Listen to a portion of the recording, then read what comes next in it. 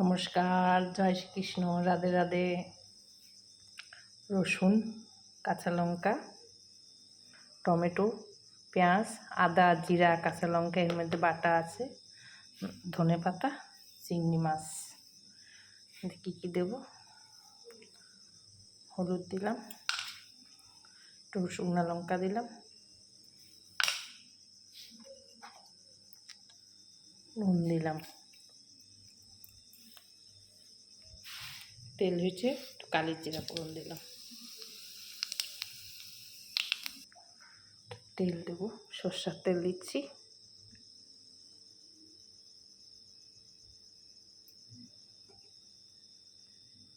একটু মাখি।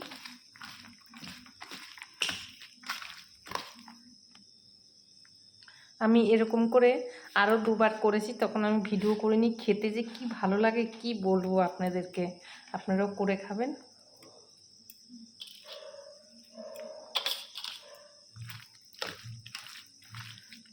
চিংড়ি মাছ পাতুরি, এক বেগুন থাকলে ভালো হতো, বেগুনটা নাই, বেগুন দিয়ে এরকম পাতুরি করলে আরও বেশি ভালো লাগে।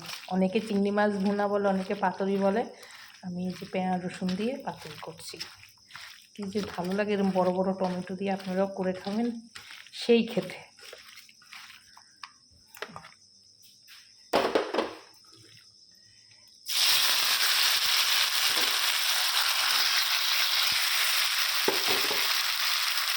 এই জিনিসটা করছি গরম ভাত দিয়ে, পান্তা ভাত দিয়ে, যে কী দারুণ লাগে খেতে, আপনাদেরকে কী বলবো। যারা জানে, যারা খায় তারা বোঝে।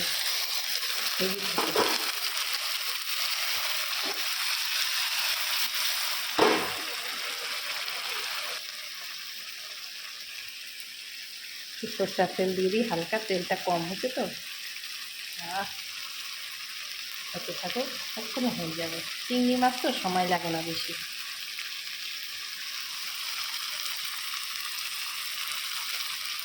নামিয়ে দেবো আর একটুখানি হবে। আমি রসুনগুলা বেশি গলাইনি, বেশি থেতো করিনি, একটু হালকা হালকা গোটা গোটা রাখছি। কি মুখে লাগলে না হেবি ভালো লাগে খেতে।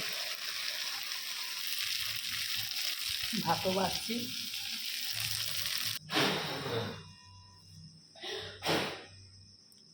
আমার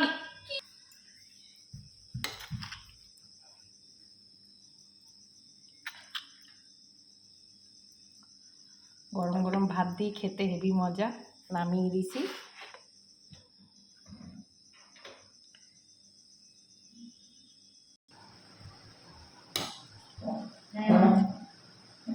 দেখো তোমার চিংড়ি মাছ, অনেকে ভুনা বলে, আমি পাতুরি করছি।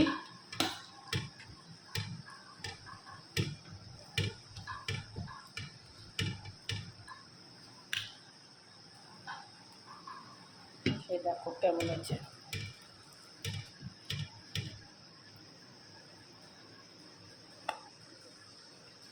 ঠিক আছে, দারুণ দারুণ হয়েছে, ভালো হয়েছে। ঝাল টাল সব দারুণ হচ্ছে। এই রেসিপিটার নাম কি? ঠিক করছি। দারুণ। এই রেসিপিটার নাম চিংড়ি মাছের ভুনা। দারুণ এটা। আর আপনাদের ভালো লাগলে করে খাবেন, লাইক কমেন্ট শেয়ার সাবস্ক্রাইব।